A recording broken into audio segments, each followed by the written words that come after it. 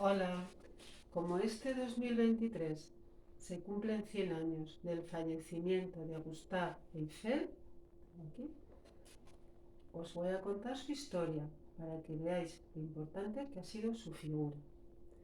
He titulado Una dama de altura. Una torre sin castillo, una torre sin princesa, la que muchos años fue la más alta de la tierra. ¿Sabéis quién la diseñó? ¿Quién imaginó sus piezas? Una mente portentosa que antes construyó puentes para que trenes pudieran atravesar ríos, montañas y cruzar fronteras. En Niza ideó un observatorio con techo giratorio para ver mejor las estrellas. Gustave Eiffel se llamaba, un apasionado de la ciencia, del progreso y la tecnología, un ingeniero y constructor, sobre todo con metal. Como su apellido era alemán, casi impronunciable era. Cuando se instaló en París, su abuelo paterno lo cambió por la región de Alemania de donde procedía, Eiffel, más fácil de pronunciar y de recordar en francés. Cuando tenía 48 años, Gustave lo cambió también de forma oficial. Nació en Dijon el 15 de diciembre de 1832, siendo el hermano mayor. Vendrán después otras dos.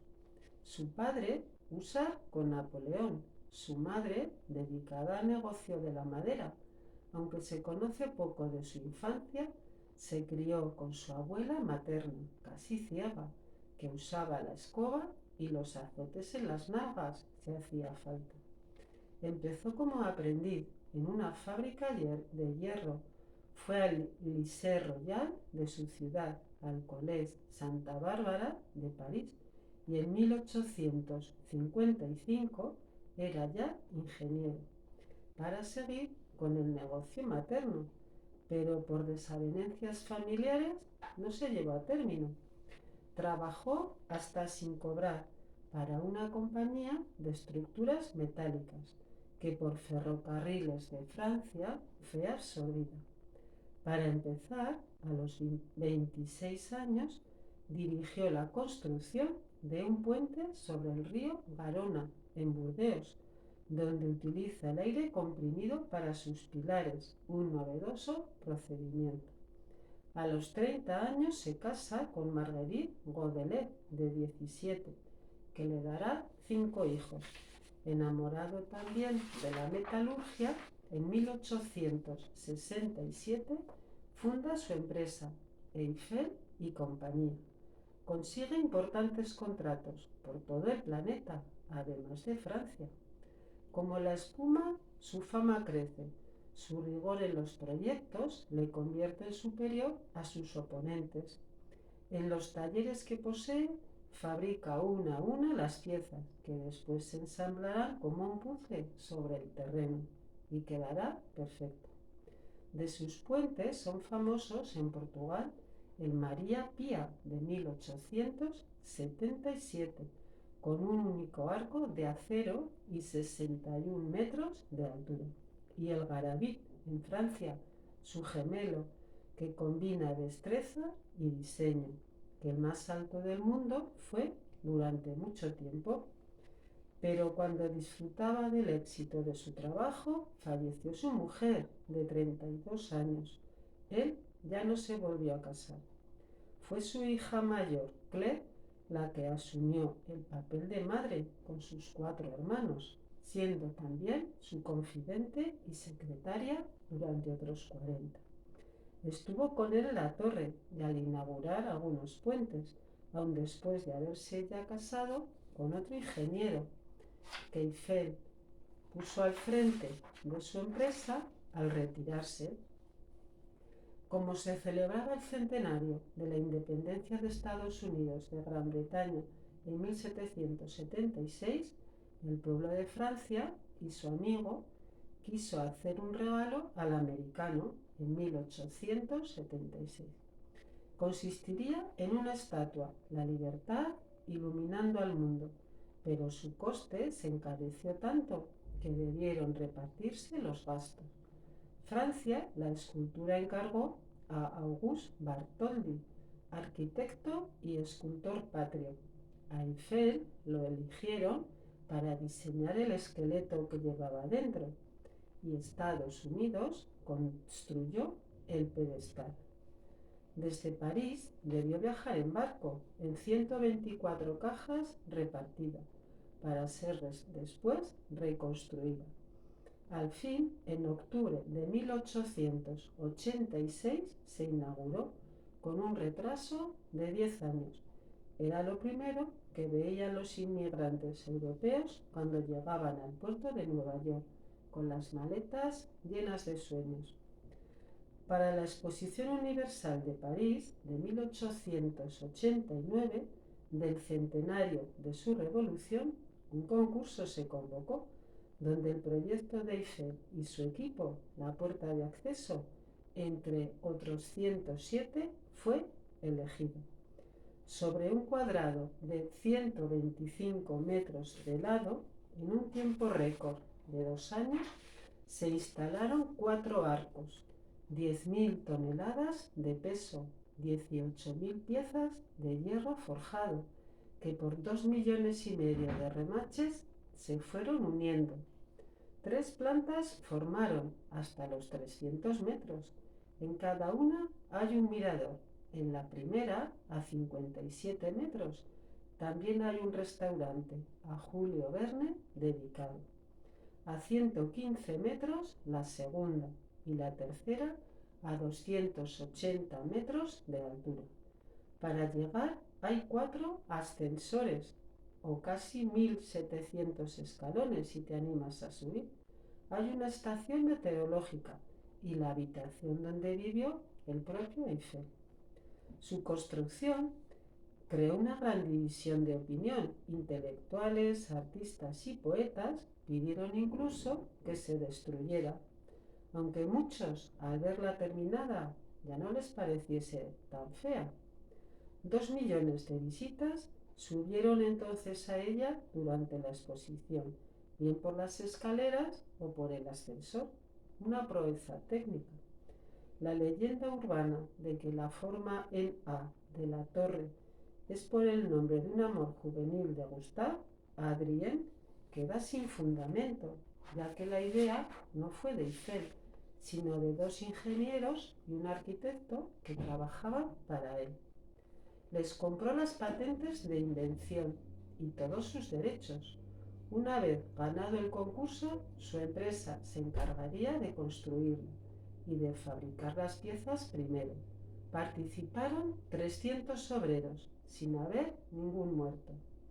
Quiso participar en las esclusas del Canal de Panamá, pero el final de su carrera supondrá, al verse salpicado por la bancarrota de su paisano Lesseps, el que había construido con gran éxito el Canal de Suez. Tuvo que reinventarse, dedicándose entonces a hacer experimentos, construyendo un túnel de viento en el campo de Marte, a los pies de la torre, con importantes contribuciones, alargando de paso su vida, ya que en principio a los 20 años iba a ser destruida. En 1910, las autoridades, por suscripción popular, la prolongaron 70 años más, haciéndose en lo alto pruebas experimentales de radio. Hizo un buen papel en la Primera y en la Segunda Guerra Mundial. En 1957 su altura se elevó 24 metros al instalarse una antena y una cabina de televisión. Desde el 31 de marzo de 1889, cuando se inauguró, unos 300 millones de personas de sus vistas han disfrutado, siendo el símbolo de París y uno de los monumentos del mundo más visitados, pagando.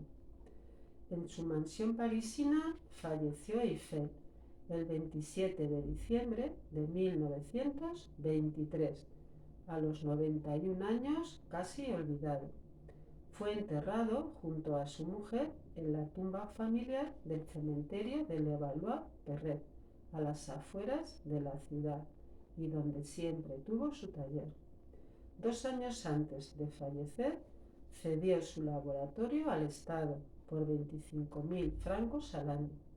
A lo largo de su larga vida, recibió 14 condecoraciones en Francia y en otros lugares, siendo miembro de honor de prestigiosas instituciones.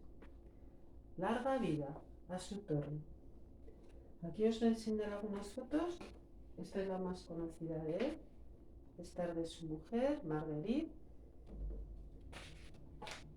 Esta es su hija, Claire. Aquí le tenemos con sus 5 hijos en el jardín de su casa. Aquí tenemos los 2 puentes, que son casi gemelos, el de Oporto, María Pía, y el de Garavit, en Francia. Fijaos, en estos arcos se basó después para hacer los 4 que forman la base de la casi pirámide que forma la Torre Eiffel. La base comienza como una pirámide. Os enseño algunas de sus obras más conocidas: la Estación Nugatti de Budapest, la Catedral de San Marcos en Chile, en Arica. Antes era Perú, pero luego esa zona pasó a Chile. El Observatorio de Niza, que tiene la cúpula, después tiene el giratorio, el tejado, para que pueda observarse mejor. Aquí tenemos el Palacio de Ferro de Luanda, en Angola. Fijaos, él trabajó por todo el mundo.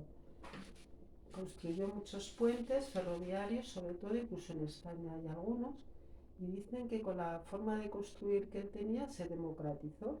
Él fabricaba las piezas en su taller de Levallois-Perret y luego las llevaban al sitio donde estaba el puente o donde iban a hacer la construcción y las montaban. Esta es la estructura que ideó él para el armazón de la Estatua de la Libertad de Nueva York, que también colaboró. Se retrasó mucho porque en lugar de inaugurarse en 1876 fue en 1886. Se retrasó 10 años. Fijaos que entonces había que mover todo en barco. Aquí es la imagen cuando llegaban los barcos al puerto. Lo primero que veían en la Isla de la Libertad, que se llama ahora, en el puerto de Nueva York, era la estatua. Pesa 225 toneladas y mide, junto con el pedestal, 93 metros. Subir hasta la antorcha son 393 escalones. Se cambió el hierro por acero inoxidable, que como está ahí al lado del mar, se conserva mejor. Esta es la imagen que todos conocemos. Aquí no sé si se distingue bien, pero esta es la cabeza cuando se montó primero en Francia, que después se destruía y se montaba en las cajas, se repartía y luego se montaba otra vez en el destino, en el puerto de Nueva York. Dicen que Bartholdi se basaría en esta otra, que es una de las 7 maravillas antiguas, que es de Helios, que seguro que os suena, la del Coloso de Rodas, que tenía unos 33 metros de altura. Los rayos que lleva en la cabeza se supone que son los del sol, que también los lleva la estatua, aunque también hay gente que dice que representan como los 7 océanos, los continentes, no se sabe muy bien. Aquí tenemos el primer diseño que se hizo de la torre, 1884, Maurice Coesley, es el que le presentó a Eiffel, pero el arquitecto que colaboró con ellos lo patentó. Entonces Eiffel les tuvo que comprar la patente a sus propios ingenieros que trabajaban para él y al arquitecto para poderla construir después. Pero él se encargó de construirlo. Que lleve su nombre, a lo mejor a mucha gente le puede parecer injusto porque el diseño no fue el origen de él, pero él se encargó, puso mucho empeño en que siguiera adelante y se construyera.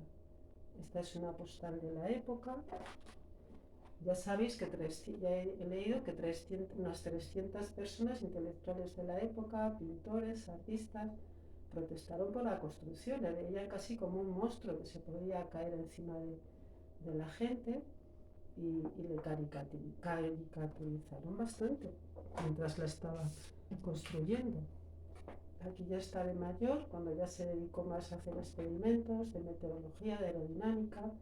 Todavía está un túnel de viento de los que él construyó, y dicen que incluso llegó a fabricar un avión de caza. O sea que él después, cuando acabó de construir, de ser constructor, se dedicó más a investigar, a hacer estos experimentos desde arriba, la parte de arriba de la torre. Tenía un apartamento y ahí se pasaba horas haciendo mediciones meteorológicas, pusieron la estación de radio. O sea que después se le dio una utilidad, porque él no quería que la destruyeran a los 20 años, como estaba previsto.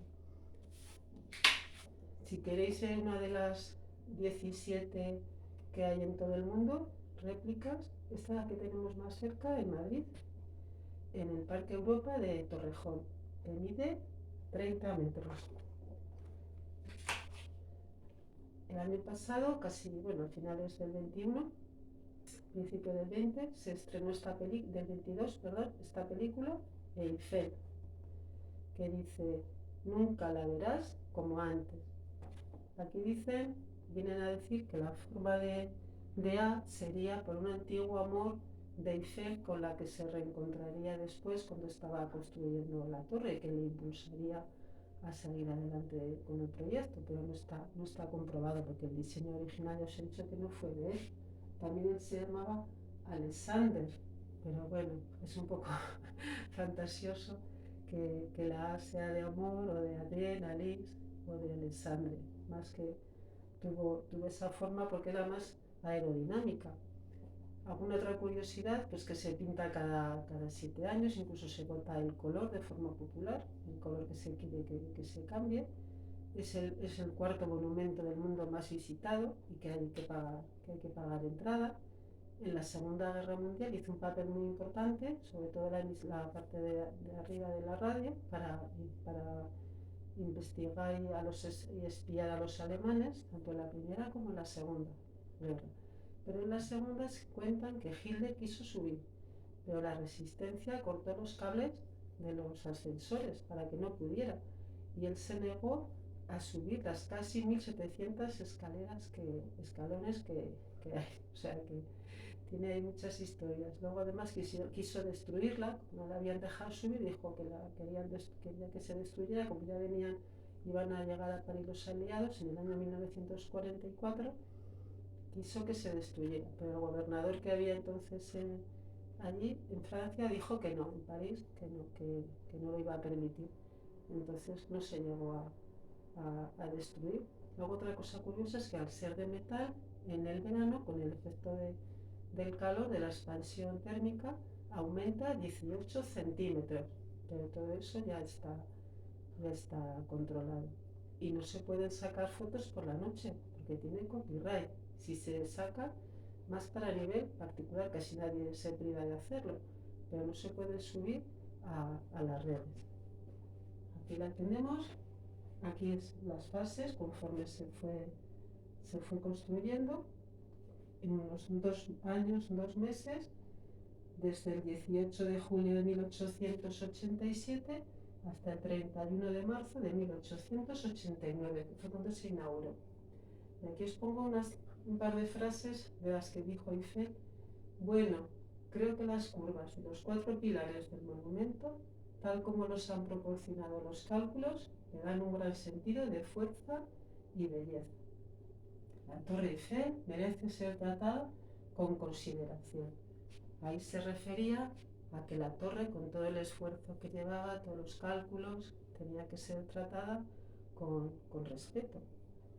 Y en la película, también os digo esta frase que yo le he dicho, en el mismo Eiffel, al empezar la película que se ha hecho sobre su vida, dice: nunca volverás a mirar la Torre Eiffel de la misma manera. Espero que si tenéis la ocasión de verla, poder subir a ella, os pase lo mismo, sintáis esa curiosidad. Yo tenía una en el pueblo, pero no la he podido traer, pero la tenía hecha de marquetería, de mis tiempos. Fijaos los años que tiene y todavía sigue fascinando. Un beso, espero que os guste.